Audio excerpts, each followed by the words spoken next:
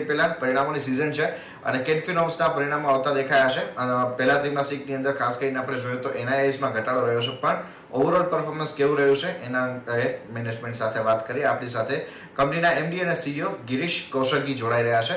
Sir, welcome to CNBC Bazaar.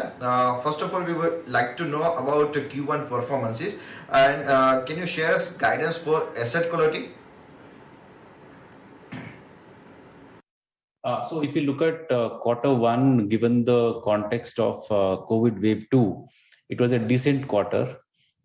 We were able to slightly reduce NPA from 0.91 to 0.9%.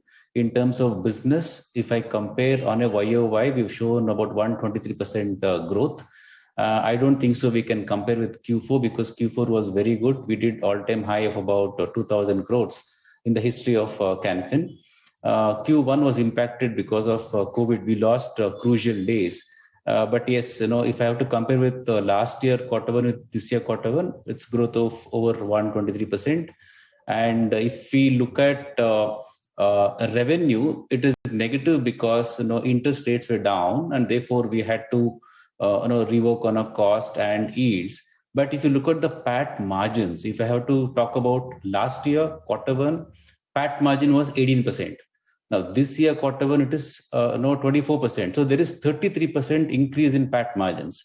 So I think in a HFC business, we should always look at what is the PAT margin and what are the margins in terms of spread and NIM, because revenue is a derivative of the yields, and yields are always linked to the going interest rate. Sir, can you share us a little bit guidance about on net interest margin? Because as far as we've seen sharply decline on quarter basis. What kind of scenario we can see in NIMs in ahead of time?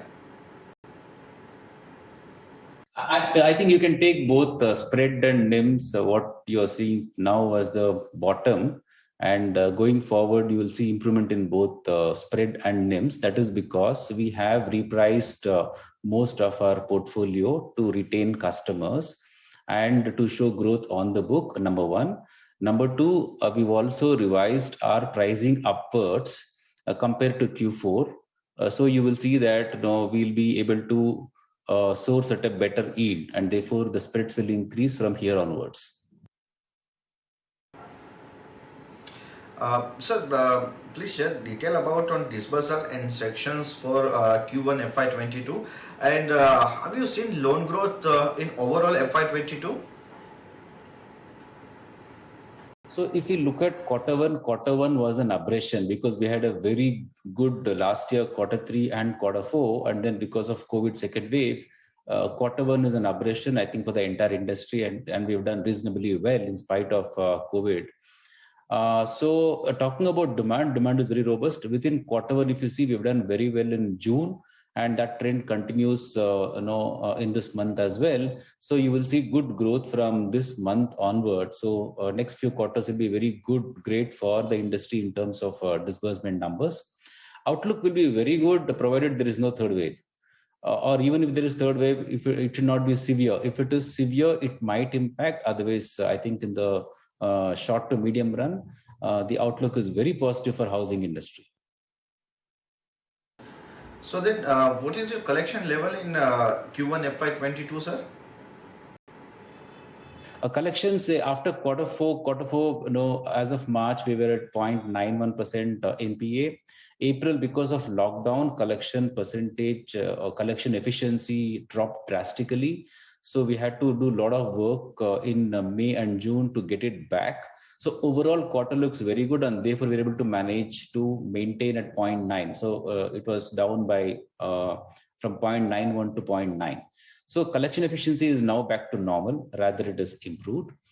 So we don't see any challenge on the asset quality front, at least for next few quarters. Sir, as far as your asset quality is most resilient in among all big lenders, what are the reasons behind that? Did you restructure any major loans?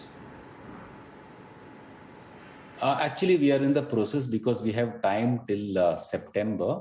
Yeah, definitely we will restructure depending on customers' need. We are restructuring. I think that I'll be able to share with you with accurate numbers, maybe in the next quarter end. But yes, we are restructuring depending on the customer need.